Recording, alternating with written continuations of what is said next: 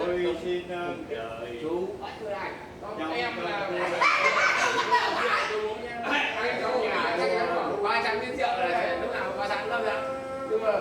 chưa bao giờ chị Dung mua rượu là hành phước hả là không phải bỏ tiền để mua rượu tôi đưa em về Ngâm ngâm em em thì thuốc ngâm nhẹ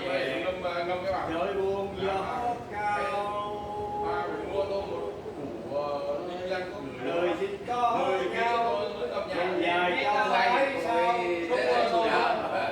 Không, tôi nói lại quân anh tỉnh áo nhưng mà cô thì bảo là anh không bao nhiêu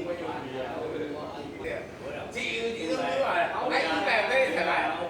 nhà anh có nhà phê mà rất là mày bạn anh rồi anh về phê vừa anh về phê hơn tháng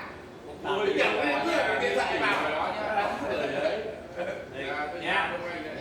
nhưng mà tôi chỉ chứ bây giờ đi anh chính là cái kiểu